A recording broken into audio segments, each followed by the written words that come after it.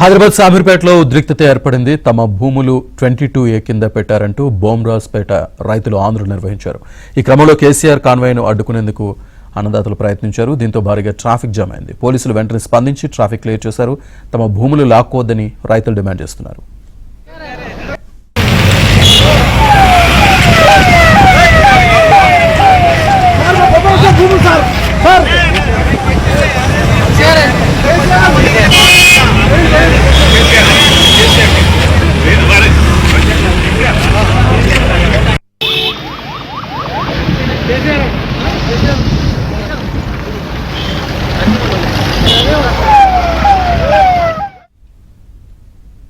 హైదరాబాద్ సామీర్పేటలో రైతుల ఉద్రిక్తతకి సంబంధించి పూర్తి సమాచారాన్ని మా కరెస్పాండెంట్ నరేష్ అందిస్తారు. నరేష్, మాజీ ముఖ్యమంత్రి టీఆర్ఎస్ అధినేత కేసీఆర్ తన ఎర్రవల్లి వ్యవసాయ క్షేత్రం నుంచి ఈ రోజు అల్వాల్ వెళ్తారు. వాస్తవానికి కేసీఆర్ బావమరిది శ్రీనివాసరావు అనారోగ్యంతో నిన్న మరణించారు.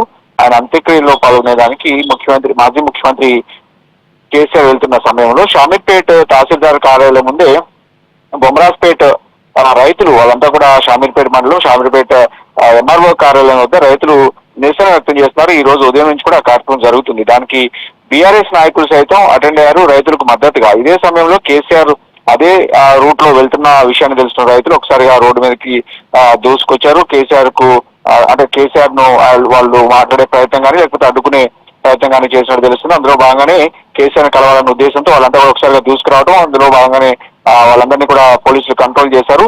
సో ఇంకొక వైపు ఈ రైతులు చేసిన ధర్నాకు బీఆర్ఎస్ పార్టీ నాయకులు, స్థానిక ఎమ్మెల్యేగా ఉన్న మేడ్చల్ ఎమ్మెల్యే మల్లారెడ్డి కావచ్చు, ఆర్ఎస్ ప్రవీణ్ కుమార్ కావచ్చు, ఇతర నాయకులంతా కూడా మాజీ మంత్రులు కొంతమంది కూడా రైతుల ధర్నాకు సంఘీభావంగా అటెండ్ అయిన పరిస్థితి. వాస్తవానికి బీఆర్ఎస్ పార్టీ ఏదైతే కాంగ్రెస్ పార్టీ భూదందాలకు పాల్పడుతుందంటూ కూడా పెద్ద ఎత్తున ఆరోపణలు చేస్తుంది. కాంగ్రెస్ సర్కారు భూదందాలకు చేస్తుంది. అదేవిధంగా బొమ్రాజ్పేట భూముల మీద పెద్ద ఎత్తున కన్నేసింది. స్థానిక నాయకులు కావచ్చు, కాంగ్రెస్ పార్టీ సర్కారు అవినీతికి పాల్పడుతున్నట్టు కూడా బీఆర్ఎస్ పార్టీ ఆరోపిస్తుంది. ఈ నేపథ్యంలోనే రైతులు కూడా భూములు కోల్పోతున్న రైతులు ఎవరైతే ఉన్నారో వాళ్ళంతా కూడా ఆందోళన వ్యక్తం చేస్తారు.